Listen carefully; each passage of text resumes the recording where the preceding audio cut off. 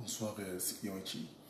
Bonsoir, Melka, na balandinyo sur les amis de Wechi partout vous allez. Nebio les alliés le 4 janvier, journée Bisoto Kazamatri na Biso ya RDC. Nebiti na Niambo, tout comme information aux un message. Non, tout ça la message tout ça mon information.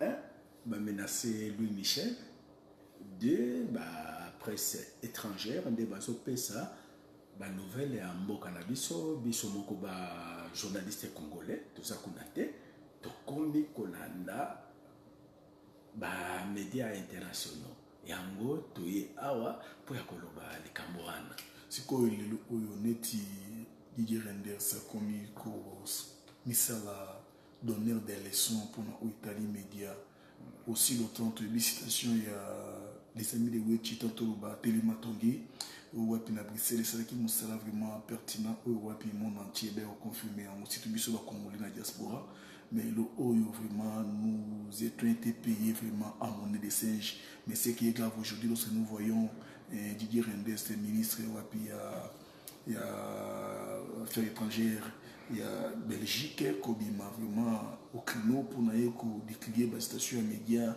mon souvenir yo net lelo oyo tu es parmi les fondateurs il y a Télématongue Ozana impressionné par rapport à la station. Tout d'abord nazana colère pena esengo c'est-à-dire film oyo nasala ki yango pona ba témoin bango nyonso ala kelele ndenge na ibisaki bango depuis le mois de février que seuls les témoins peuvent crédibiliser les élections. Seuls les témoins ne batu bakoya na ba PV. Lelo tokomi na guerre ya ba PV. Nyoso wana eza musala oyo équipe ya des amis de Wechi to salango lelo et apporté ba fruinam. On a fait une enquête de 13 ans sur la crédibilité des élections en RDC. Tobanaki en 2005, to filmé 2006, 2011, 2017, 2018. Mais on n'en parlait pas. Quand même, c'est depuis le mois de février que Nazoloba makamba batémoin, batémoin. Nati film, finga lelo tokomi na guerre ya batémoin. Quand même, il faut tous à la capter, comment dirais-je, reconnaissant. Et avoir ce que je peux appeler l'honnêteté intellectuelle. Ce qui ne quoi ça les locaux bien, il faut l'encourager au lieu à kofinga. Lelo, tokomi na ni télé, Didier Renders a menacé autorité congolaise pour les médias, médias, internet, mais biso tout ça là en Belgique pendant 7 ans sans être payé parce qu'on était des noirs dans les pays des blancs, on payait à tous les médias oyo lelo bakomi kopesa information soki bafutaki biso tolingaki kopesa information convenablement information oyo Congo lelo biso les amis de Wechi tozonga moi sima soki tozongi sima en grande partie ezali pour na kolbete gouvernement belge et qui vraiment ko futa ba droit et les amis de Wechi na façon on est ko prester la télé matongi non bafuta kité batika ki biso na tout ça là sans être payé. Donc, au moment où on voyageait avec les Louis Michel, les Batunyos. Bon, c'est très important. Dans le sens que ce qui oiseau kutuna yo prier biba élection était pour na Italie position chada ya vote. L'année émission tika ko mbouye biso ba question ce n'est pas le moment. Alobi nini? Azolo ba mais si prière attaque collaborer pour éviter na oyo ya chada yumi pour Italie ba vote. Collabo pour la nini obenga mutu collabo. Obenga collabo. Simple plaisir, le dénigrement, la diffamation, c'est ce qui fait que les Congo, les lois condé des bossotés. Nous avons ça là, il faut qu'on puisse la bango balesso. C'est une diffamation. Sur base de quoi? Obenga Cyprien Wechi collabo. Mobila est très positif. Nabanda d'abord un, la journaliste Adiboso, Eric Nindu, des amis de Wichi, Télé Bruxelles, TV5. Na TV5 Bangaja qui était parce qu'on n'avait pas un soutien. Nabandi na Shuna Loponda, Télé Matongé, chez les amis de Wichi, Télé Bruxelles, les lots porte-parole, il y a mes juifs, il y a Belgique, à Outépa, il y a les amis de Wichi. Qu'est-ce que je n'ai pas fait pour cette communauté? Les lots, ceux qui vous a bien à Belgique, je suis parmi les pionniers. Auto sana musala, pour bino bozana bien. Les lots, beaucoup qui potote, au bani bobenga ngai kolabo ya nini? Nandimi, nasa kolabo, ndeko ya shadari, parce que nasa mutu ya manyema. Bolingi nini? Ngana sala nini? Naïbisa Kibino, seuls les témoins peuvent crédibiliser les élections. Les lots commis na guerre ya PV, cash à lobby, a eu PV, peut a traité 85% à PV. La mouka, PV na bino izawapi. Chagari à lobby, a salaki na 1 million de témoins, bazana PV, bureau nyonso. C'est ça la vérité. Qui collabore izawapi. Qui collabore izawapi. Yambo, neozo wana qui collabore izawapi. Lelo otomoni batalomoka bazolobana na hôtel dossier PV na hôtel centre de compilation na bango jusque là il n'y a aucune précision que baza possession ya ba PV na bango.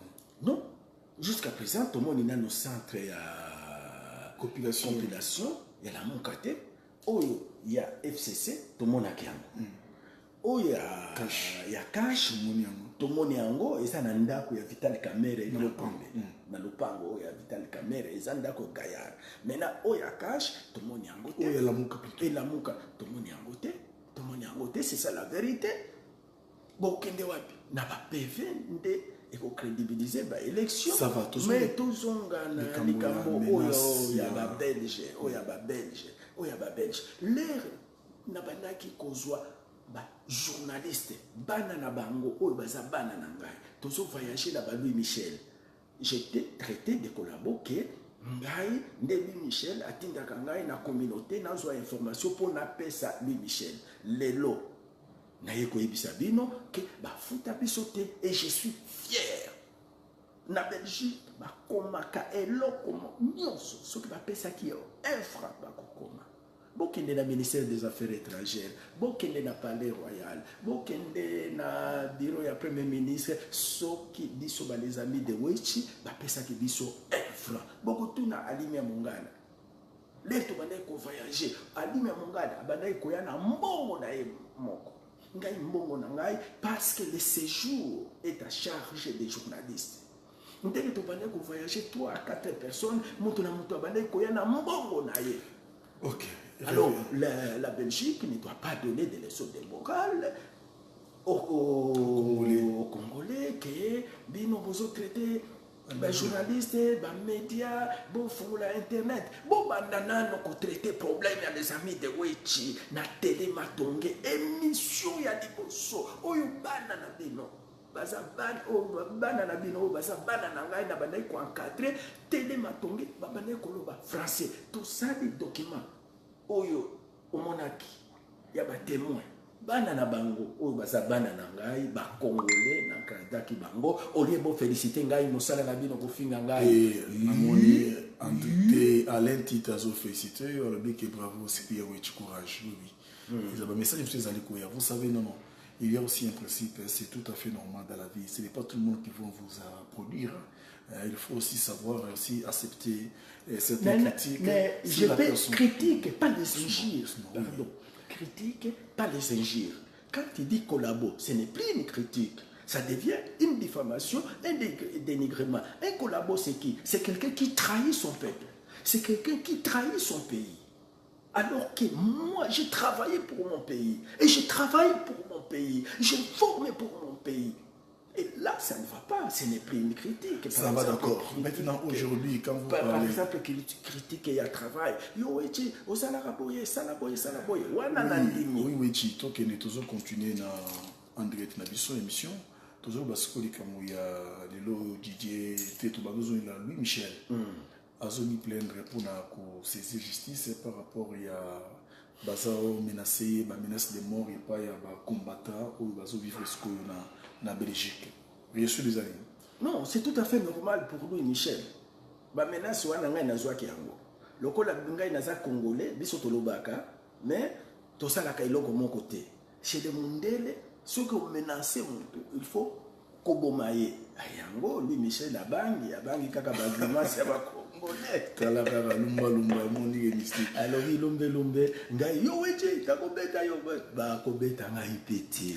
Alors je suis habitué. Mondele oyo il n'est pas habitué na ba grimace na biso. Mon ndenge na fâché boy. Okanisa ke petit oyo afinga kolabo na kotiwe esili kaka wana et puis na oui, tout ce qui est dans l'actualité, de l'époque, c'est mon manqué ça pour la biso en direct. Les lots, tout le monde, tout ça qui n'a eu na 5 ans. Na 5 ans, il y a toujours ça la téléchargement. C'est quoi apprécié rapport préliminaire par rapport à processus électoral, il y a des élections où les cas qui n'ont les 30 ou décembre. C'est quoi les lots, tout le monde peut n'anga azo réagi avant n'anga tout le monde na cadre ya FCC.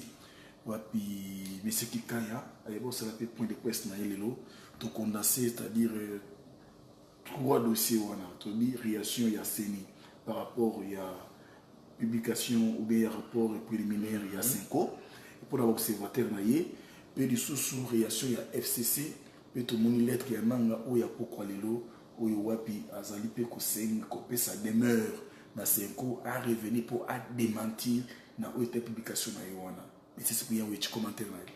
Bon, donc là, je ne sais pas s'il y a un agenda caché. Tozala qui n'a 5 ans, il y a un autre sala. Tobana na Sadek nam. Tobana qui n'a Sadek, Sadek a salé rapport là. Rapport au Sadek a ça. C'était à la veille, mardi, Sadek a salé rapport. Mardi, hein? Mercredi, mais Sadek a salé rapport. Jeudi 5 ans.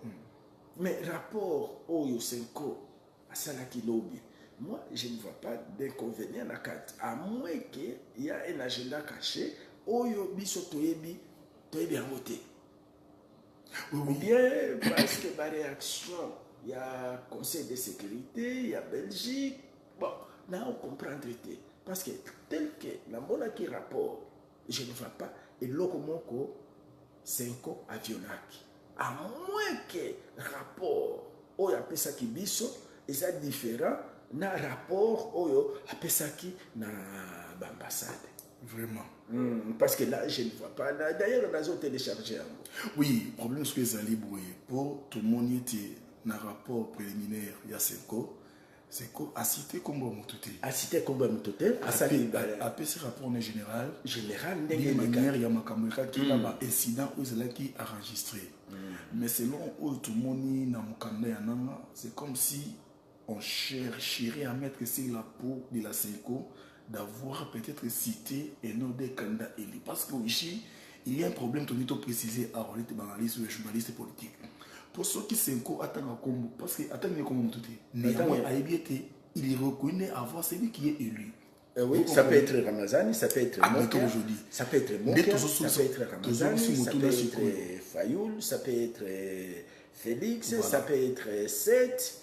Maintenant, ce qui est le haut, il y a ça qui est Chadar Inde, Balobi, Tozi par exemple, dans la lettre, dans la déclaration, il y a Kikai, il y a Koleka Develi, pour 50 ans, Atangé Moutoute.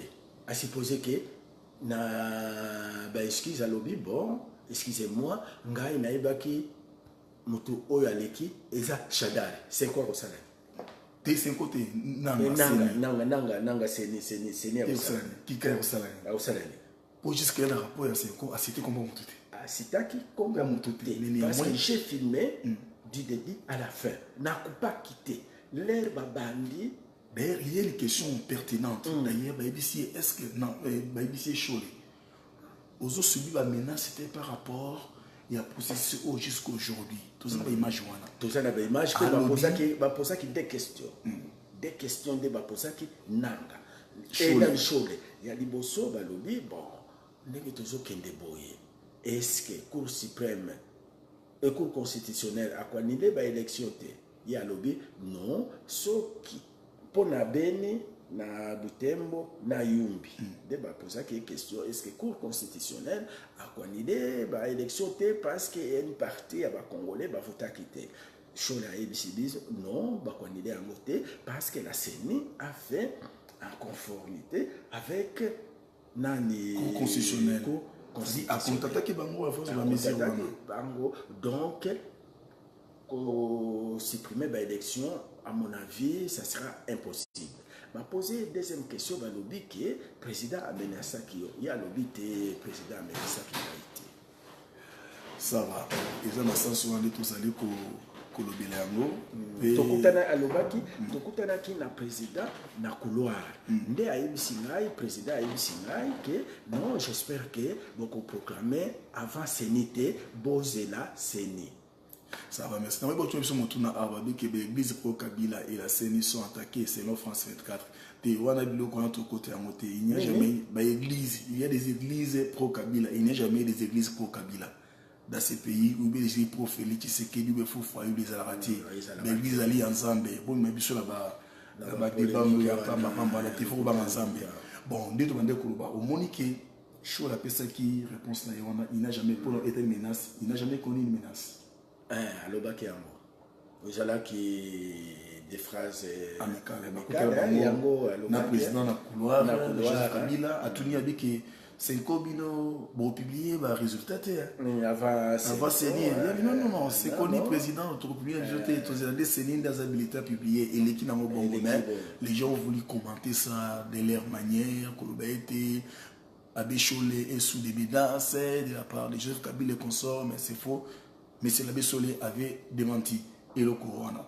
Bon, les lots au Sukoyo, tout ça, on a dit les 6 balbas qui va publier, on me dit que la précision est notée. Précision est ça, noté, tout ça, c'est là, monsieur sur le lobby les 15. Monsieur sur les 16. Monsieur sur les 16. Qui dit vrai? Qui dit vrai? Tout c'est là. Lobby samedi, tout le monde, dimanche, c'est lobby. Oui, vraiment, tu es bien tes alliés qui m'ont pour nous repérer la précision dans Oezo, l'Obama, Oezo, qu'on a par-ci par-là. Et pour le moment, bitum mes alliés awa, Ezaya ba témoin, ba PV. Tout le bien qui a mis les amis de Wechete, PV il y a ba témoin et que crédibilité de l'élection dans la République démocratique du Congo. Le lo Oyo, to commission Congo ngawana.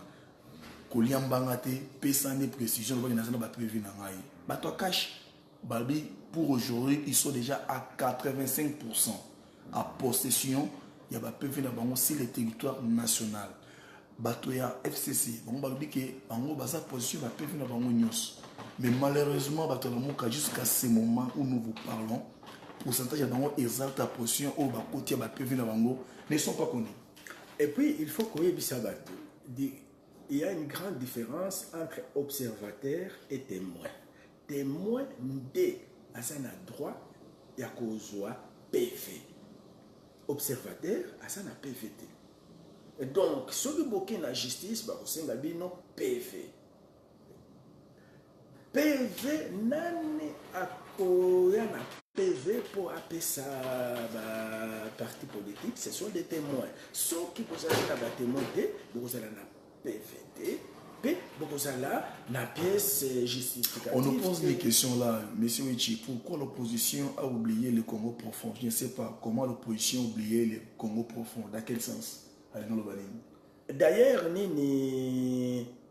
dans rapport, il y a 5 ans, l'ère de campagne, lobby, majorité FCC, et ça là qui campagne na Congo profond par rapport à l'opposition.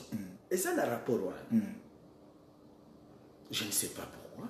Je ne sais pas pourquoi. Parce que ça qui t'a ébélé dans la discussion. T'a ébélé au lieu d'organiser l'élection, campagne, et discussion. Bon, il y a un téléspectateur qui nous suit en direct. Il nous pose la question à savoir Pevo Bozoyi Banamboka Moimba. Yo, parti politique, au Tinda Kinde témoigne dans le bureau de vote. Ayebi rôle où il fallait qu'il a joué dans le 4 bureaux de vote. Tant on va clôturer l'opération, il a ses droits et ses devoirs. C'est ton témoin. A aussi ma copine a PCA a été PV na signé qui a commené na partie dans ce qu'on va y bandengeni. ou bien réza témoin dans ça qui bien Non, informé. non, c'est-à-dire les gens ne sont pas informés dans le processus électoral. Il y a des PVT, il y a des différences entre observateurs et témoins, il y a des droits et obligations et témoins, il y a des droits et obligations et observateurs, confusion et ça dit. Comment nous avons PV? Non, non, c'est-à-dire dans l'Europe, batu basa sous-informé. Mutu na mutu azui kama eloko na ye abandi kopesa information et puis batu nyoso balandi ye. Ndenge nini mutu bakoyi ba PV. Non, PV c'est le président, il y a bureau de vote avec les témoins, nde ba signer PV, ba pesi copie na témoin a mené ango na parti politique na ye. D'ailleurs, je me suis quand même, comment dirais-je, j'ai été content de voir effectivement la machine à voter calculée. Après vote et imprimé résultat directement. Résultat, on a qui comparé na déploiement manuel. Et dans la plupart des cas, c'était c'est quoi par rapport à, bon, prenons une étude comparative à l'objectif déploiement manuel na oisalama qui électronique et arrivé à peu près à 89,8%. 89,8%. Oui, 87 plutôt. 87,8% total. Donc, les résultats sont mis dans la machine et puis, bah compter manuellement, bah comparer. Et la plupart des cas, 87%, c'était juste. Et puis, après ça, vous signez, ba PV wana, ba pesi o ya machine, ba pesi o ya manuel, yango okomema yango na kije na bino. Bon, c'est pourquoi cash à lobby naza na 85% ya ba PV o ba pesa ki ba témoin na ngai na ba bureau de vote. Est-ce que moment auto comme ça moment ya bilali là, tout le monde à tout moment ba communicateur ya la muka baza précité à la face de l'opinion par rapport au stade actuel. Boulani maman Eva Bazaïba, tant que vous êtes en direct, vous vous sentez vraiment en l'air. Maintenant, autres alliés, ils attendent que mon sur un problème, il y a vérité, il y a une position, il y a parti politique. Lorsqu'on vous pose la question, est-ce que vous allez à position à PV, à Bino, à Témoin, à Médibino, aux autres, parce que quand vous allez parler, vous allez empêcher qui bango. FCC personne du plus. Non, non, c'est quoi appelle ça qui rapport? Empêcher qui témoin à raison de 9%. Donc 90% empêcher qui bangote. Jacob Kongolo Kabeya, tu nous dis de se rappeler de Genève, tout le banin. Les Genève, tout aussi l'écrit histoire, tout le monde sur le moussou Tozokoba déjà. Alors, Binini? Alors, rappelle-toi de Genève. Genève, tout ça a raison. Ndenge na ibisa ki bango, que déploiement et ça manuel. Bango, baboyaki. Et ce qui Félix Alanda qui bango na minute oyo batu banika ki bakufa. C'est pourquoi j'avais dit que Félix a sauvé le Congo. A sauvé le Congo, c'est-à-dire les 30 tolekisi na kimia ba élection. A supposé que bana biso ba fêter na bango ta fêter malamu te na kimia na matoi milondo te. A supposé que Félix Alanda qui batu oyo baboyikotaki machine wana. Basalaki Kanabango contre la machine à voter. Les 30, les Tombalinga qui est tous ceux qui wabi. Banani Balinga et Kokufa. Et ça là qui biso. C'est pourquoi dans Genève, na Ibisaki Bango, que la machine à voter, c'est une simple imprimante des bulletins de vote, les dépouillements Emmanuel et les lots. Bah, comme il faut revendiquer qu'il Nabimaki président. A supposé que le lot Papa Fayoulou a bimi président. A Kobima président. Grâce à la machine à voter. Donc, tu vas invalider. Tu vas invalider. D'ailleurs, tu as un jour où tu as qui les vénèrent, si je ne m'abuse pas. Oui, oui. Beaucoup de comment? Quelle était la question qui vous a été posée? Alors, tu t'es remis de tes émotions? Ah, émotion. Émotion. Tu collaborer, ndenge zala. Ndenge na yebisa ki yo. Vraiment. Ndenge biso to zala bagriman, c'est ce que to kutani esili nango, mais lui Michel abangi alobi vraiment. Mais si la zone c'est to zolo balokuta, na ebité lokuta ce qui base en unité, nous lokuta na ebité no bengi lokuta, mais nous vous disons ce qui est vrai. C'est que nous avons vécu essaie de nous continuer toujours à vivre. Dès que nous relater, ils ont le coup qui a nini. Il y a une chose en vérité là, et ça ils ont contre. Moi je ne sais pas, peut-être lingala, lingala na français, ils ont la terme mosusu. Bon, c'est un biseau Thomas, c'est moi mon volume s'il vous plaît. Oui, toi qui. Mais awa, ce que tomati si volume, va occuper internet. Il faut comprendre, tout ça la place moko, oui, toujours le bas malembe. Azot na bino banane, nous les amis de Witch. On a dit, tu réponds au balamoko. Biso les amis de Witch, soki tomati si mongongo, ba maman batata bandeko, ba koya couper internet. Vous comprendre, yango toujours le bas malembe. Bino ndebo matisa ba volume na bino. Bon, non, pardon. Tolungi to lo batake muto o azala ki na batémoin partout il y a des présidents, ce n'est pas ça. Parce que déjà lorsque vous êtes en possession, il y a ba PV na bino. Une certaine de compilation. Quand même vous avez déjà l'idée. Non, c'est-à-dire bato bazo bato bazo comprendre processus électoral té. Bango balobi ceux qui vous avez ba témoin ndé bo gagner. Non, ba témoin et ça na bureau de vote.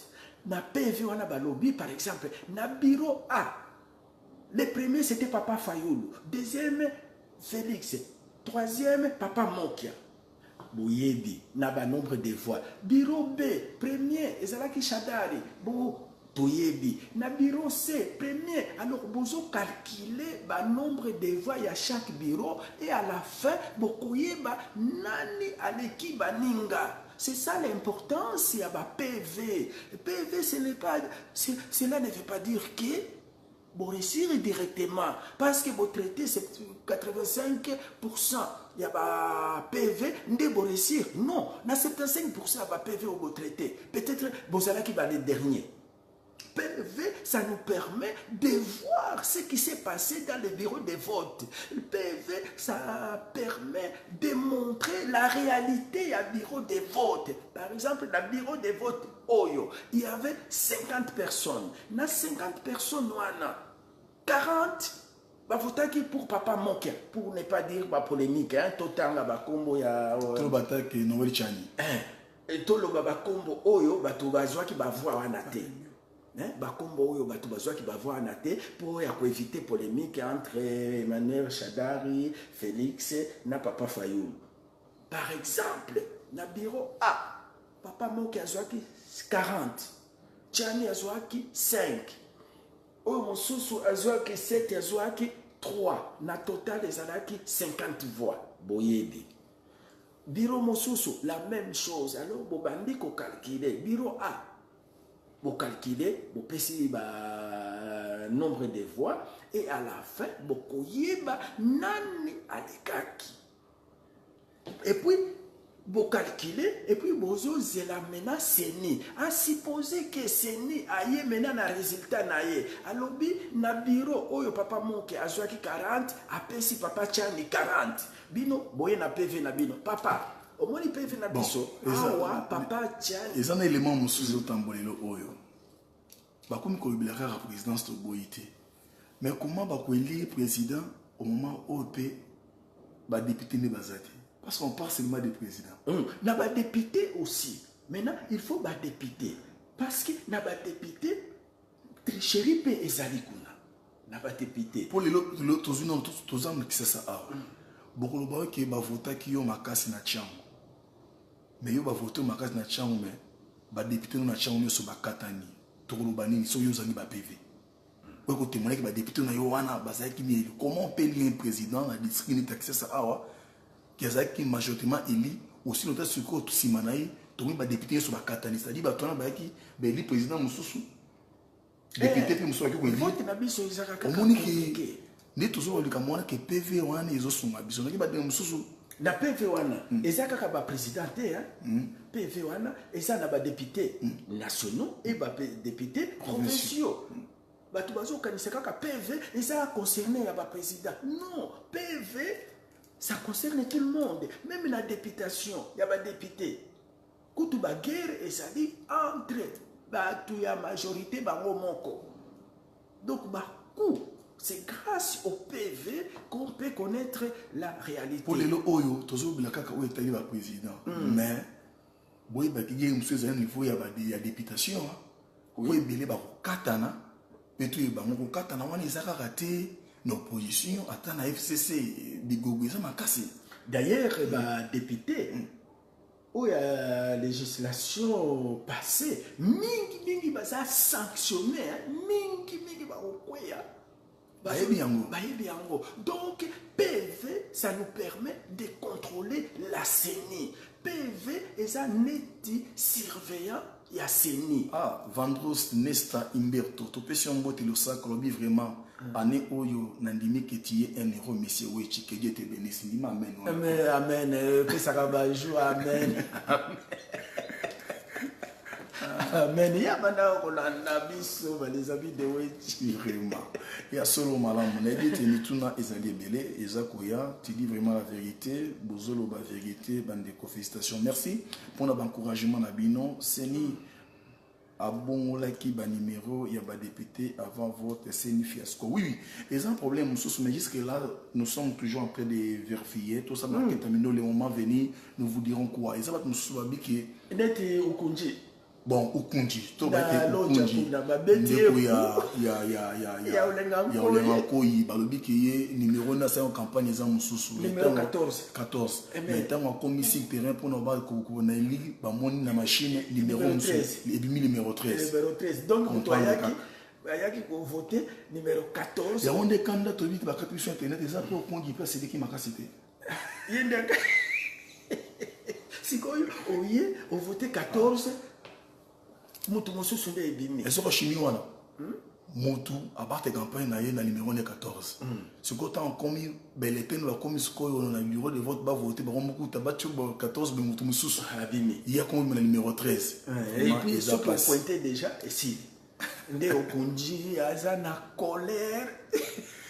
Ça va bandi ko bomoni que nous sommes là pour vous malgré ba katiso signal mais on s'est débrouillé à ma moyen de bon na biso pour nous consigner ndenge mususu parfois toujours ça la connexion à Brazzaville mais nous sommes ces moyens ko katisa mamboze belé to ko bango ni sauter mais nous sommes na souci que les amis de Wechi bani ke boza kaka au point ben info ya mboka erata rabinote nde bomoni to zali ko ça de bino nyoso ko ete boye bakani nezole kana mboka kisasa mais néanmoins pe ba découragement mususu ezamabe biso to za ba sentimenti pour trop ba boyo to za tendance boyo to za na ti vérité ezali problème eza ke kimiande eza na mboka oyo tolingi bomoko CENI asa musana ndenge toboyi tribalisme toboyi yango tribalisme nde toboyi yango lelo tribalisme nde ebomi ebele na mboka kisasa na élection oyo bayaki na idée moko boye toucha tribalisme wana poto profiter mais long ekase bango peuple à comprendre tant bozoba ke peuple ndeza témoin toboyi te peuple za témoin mais CENI azali wana. Mais le problème c'est qu'est-ce que tu as vu ce qui vient des amis de Wesh Banda pour préparer des témoins dans le bureau de vote pour les lots oyo des guerres ou tout bien en cas de guerre déjà au Banda ça s'annonce déjà entre 5 nanani na CENI pour nani pour 5 et puis c'est bango que tous en possession il y a ba élément nyoso tous en ba preuve nyoso bimonde bo publier vérité ya ba irne baboyi bango te babi ke bo publier des vérités ya ba irne de ton dimayango au moins pour ça si ko bino pe babayi politique so boza pe possession de tobi ba tu ya cash wana tozo pe saka les informations na biso te bango ba lobi 85% baza possession ba PV na bango bon mais la CENI et bon mais la 5 ce qui CENI par lobi kete biso auto za ngo yango kasha ko batembo beaucoup si biso ya biso pe yango mais so ba tu pe la muka pe yaka o lobi kete ngana zalaki na ngote boye na boye mon frère sois quand même correct responsable to lobani yango ngai kutu na sala qui démarche au niveau ya ba témoin ba sala front commun ya opposition ba PV ya la muka ba PV ya cash ba sala front commun contre la CENI parce que c'est ba PV wana ndeto kanga CENI avec rapport ba yebi balanda ki yango ndengo tozaki émission na Jacquemin Chabani anima cash to yambaki Jacquindala pour na compte ya la muka bolandaki yango to yambaki Marc Mukeba ya aboyaki yango habité to ko sala fond ko mettre na to mutna muto akinizela na aujourd'hui la preuve n'a plus que ce que to komina ka ba témoin ya ba PV to kinisiko wat c'est pourquoi mutu nyoso ya ba contrer conséquences na contrer conséquences c'est ça maintenant la règle n'est-ce pas de la démocratie qu'est-ce là accepter la vérité des urnes Et puis, et là, comme on qui cause la PV nyos, PO échoué. Cela ne veut pas dire que ceux qui ont commis la PV nyos sont des au gagné. Bato bele ba okanisa ke ceux qui ont commis la PV nyos sont des na gagné. Ba PV et couper ça en réalité ya bureau de vote. Cause ba PV ngolo ba ke yo au gagné te. PV no peut signifier que ezali irsinde à l'école na ba vona bureau tel. Mais aux a déjà une idée, c'est ce que nous appelons des tendances, non? Tendance ya ngwana. Tendance ya ngwana, yo monko na PV na yo évaluation na bureau oyo yo monko neti ba fa cash bazali ba kokoma na bureau mosusu ba monike na bureau yo baleki biso na bureau mosusu Félix alekaki Shadar alekaki biso na bureau mosusu ni Shadari, ni Félix, ni Fayulu, moki ande alekaki bango. Na bureau mosusu, c'est ça la tendance ya mwana félation toujours ba yango wana. Réalité. Et ko baté soki tolobi ki boza possession ata ya 100% ya PVNeti FC Sazoloba. Et ngi ko baté ki yo ba monde ba gagner té. Et le but que soki ba bi cash ndaza possession ya 80% ya ba PV na ye, il a gagné té.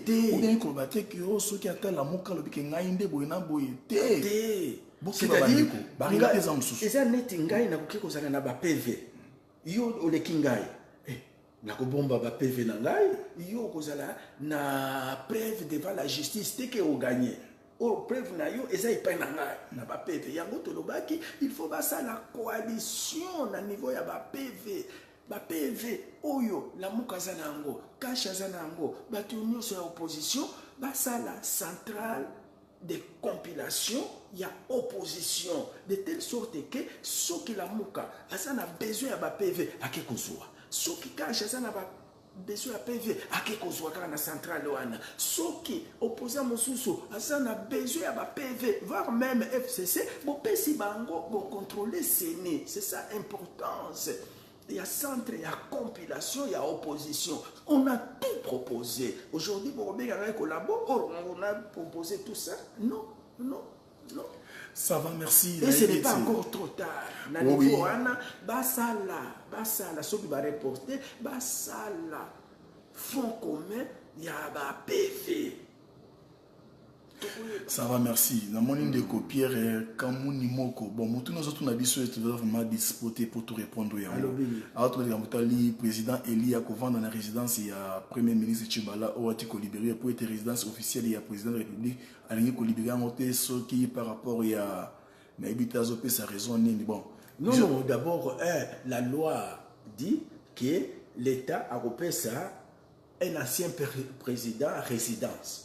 Résidence là c'est bon.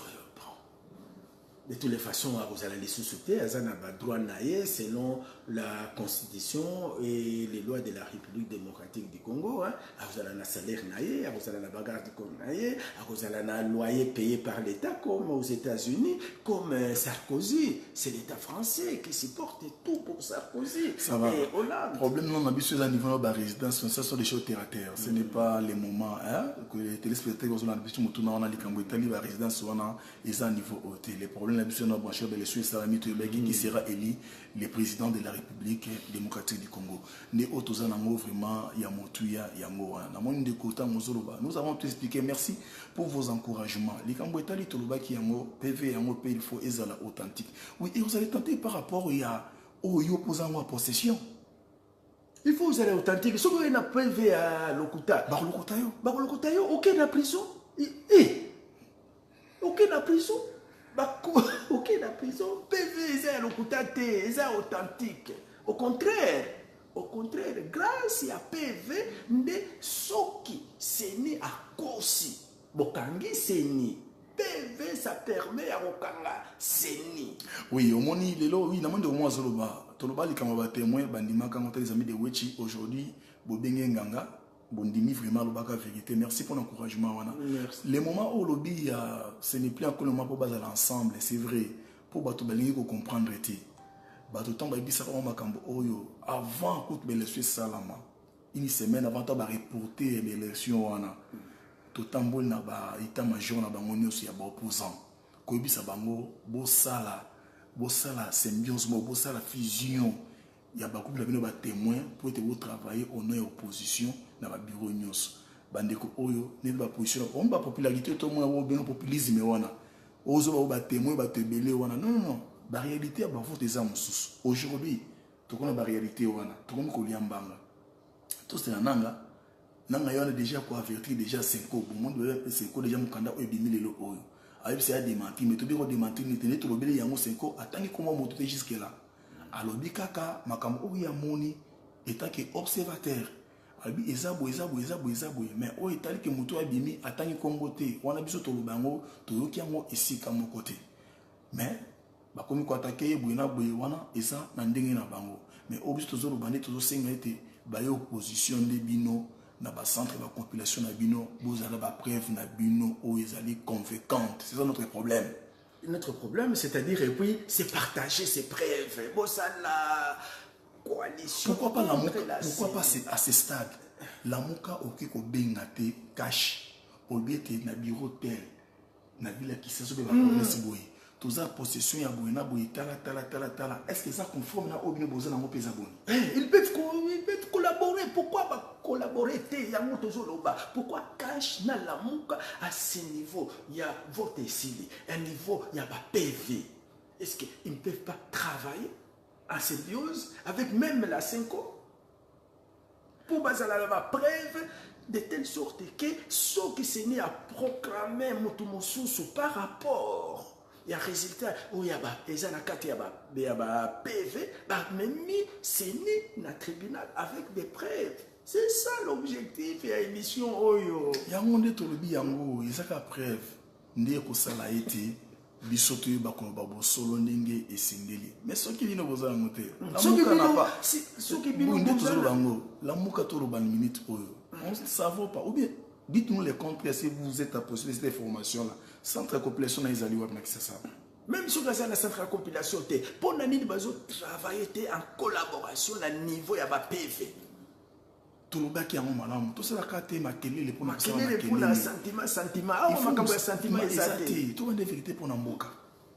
FCC azana centre na ya compilation. Yebe akoya na ba preuve na ye. Il faut bino pe boye na ba PV na bino ye aye na oyaye vous comparez. Et au cas où par exemple bango ba mutumoko a triché ba kobenga batu oyo bazalaki na bureau de vote wana président à bureau de vote ba témoin ba yé ko attester ce qui ça ba signature na bango. Oui, et ça il y a un monsieur là qui me pose la question de savoir comment Abécho Lazo confirmé que Azana Combo a gagnant donc Azana ba PV. Oui. Non. Azana ba PV te ya lobi boye. Azana ndenge yazo confirmé que Azana Combo a gagnant. C'est quoi zo tourner? Est-ce qu'il a possession des PV? Ne que zo tourna wana. Na ngelo ba boye. Oui, il est observateur. Observateur tant bazo ko afficher PV na Valve. Non, c'est-à-dire loi et lobby boye. Une fois ba signé ba PV. Ba PC témoin président à bureau de vote azana obligation ya ko afficher PV wana na valve donc na porte pour batou ba ya kotala. Et à ce moment-là, l'église catholique azaki na batou ba filmer ba tindelier. Maintenant, l'église catholique a na ba preuve wana sur le plan judiciaire et sa preuveté na droit bazo senga PV. Donc ceux qui bozaki na témoin wana ye aye na preuve azana PV na oyo ba fichier libanda et là vous allez na cour constitutionnelle vous gagnez. Donc l'église catholique azana l'église catholique de tout ba 5 ans. Et 5 ans, c'est-à-dire 5 ans azana situation ya Congo Mobimba au baficha qui n'apporte. Azana yango.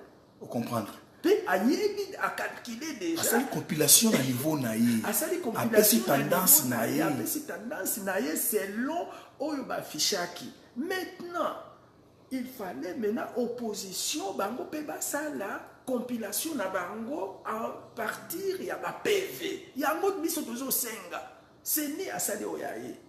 C'est ni hein. Non, 5 ans asali oyaye. Comme observateur. comme observateur.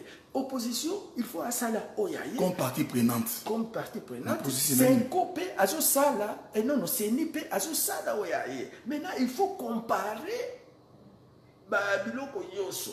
Ce qui c'est ni à tripoter, bon, mais il y a un tribunal à partir à PV Nabino, na oyo, il y a 5 ans. Ça va, merci. La banziette bandeko balandi, to komi ko chité déjà pour na Italie émission na biso ya mokola lelo. Oui, ndé tozolo bango bandeko balandi ya les amis de Wechi, tozali wana pour na bino. Mituna o eza ya motuya ya malamu to koyeba ndenge ya kwenda bino atango nyonso. Ndenge bobilika mo connexion eza pasi awa yepa na biso mikolo oyo. Je pense bien to lingi to alobi arrêtez de dire que l'opposition cache à son centre. Oui, tondimi ndeko, tondimi que cache à un centre il y a compilation. C'est une vérité. Biso boite. Toboite, toloba ki yango déjà na place yango eza pembeni ya casier judiciaire na ndako ya Vital Kamerhe. Toloba ki yango biso toza no koloba l'information oyo ya terrain. Centre ya compilation ya cache eza na ndako ya Vital Kamerhe en face ndako ya Jekoko. Bon, toyebi tozala ki wana. Mais qu'est-ce qu'il nous reproche? On n'a pas dit ça. Ils ont vécu toujours le baron. Bon, c'est vrai, tout comme le bisso, na souka émission na bisso. Il y a le baki nini. Na habité, ils ont des peines malakite vie. Appelle-moi avec MP souvenir. Bon, ça va. Tu comprendre. Dès l'ango, soza mutu na muswesili, botongi to keni to tska na bino. Merci mingi. Botina bisso ba mitu na bino. Au bozali na yango ba testo mususu to ebi to répondre bino prochainement ata moko lobi to ebi na poko autorisation awa pour na biso ko ta bino ça sera toujours aux mêmes heures aux mêmes heures d'ailleurs si to ba salikara coalition ya opposition ba PV il y a une question à Swahili ouais qui sema tout ko Swahili du Shadari afurahi non moi ce n'est pas moi c'est le PV à Shadari. Je peux faire Shadari. Bango basa na centre de compilation na bango. Ngai naza mutia batunyoso. Bon, naza mutia batunyoso. Ça va. Na Shadari, soki Shadari ayi na ba preuve na ye, ba PV na ye. Et la kisike c'est lui qui a gagné. To supporter. Soki Félix ayi na ba PV na ye. Et la kisike c'est Félix qui a gagné. To supporter. To ça peut pas supporter. Fayulu soki ayi na ba PV na ye, alobi eza ndengai. To supporter. Biso toza na besoin ya mboka na biso ekende liboso lokola 5 na Sadek ba féliciter biso que le Congo c'est un modèle ya démocratie en Afrique centrale. De quoi autres na que internet bossa ndengeni non on est ba sécurité na biso les amis de Witch. Yango toujours ba dépasser parce que pour le moment ba moins autres cha oyo. Ce sont les amis de Witch. Otisi na pesi bango. Est-ce que vous avez un bon tabou nous sommes moyen ou là la PC est-ce que vous avez PC mais on se dépasse soit bien sûr vous AR braza zongi kaka pour musala o salama o rondi mayango c'est-à-dire les problèmes il y a sacrifice il y a amour patriotique aucune position moko oyo ozo toujours pese la bino na signal ya pays mususu okoyebate il faut mutu. Ça va, merci Mingi, Alandi à comprendre. À comprendre. Les abeilles fortes, toujours fournis quand même pour tout rendre un bon service. Il y a un monde qui est congolais, malgré ma grimace, après tout, tu arranges. Lui, Michel, va payer moi grimace, il va c'est ça l'idée très congolais. Il faut avoir menace. C'est une fierté. Fierté. D'ailleurs, le Congo-Brazza n'a pas de leçon de morale à nous donner. Parce que Congolais, merci. Nous sommes bien qui a arrêté de aussi donner vraiment les détails. Ils ont secret monsieur Boumanding à Bino. Merci tout le monde. Merci beaucoup. Comprendre déjà pour la bateau, le monde fondé, mais tout ça ma précision pour pas comprendre yango. Bon, merci tout très vraiment. Bye bye. À la prochaine. Bye bye. Nos meilleurs vœux. Et l'obité to koya lisusu.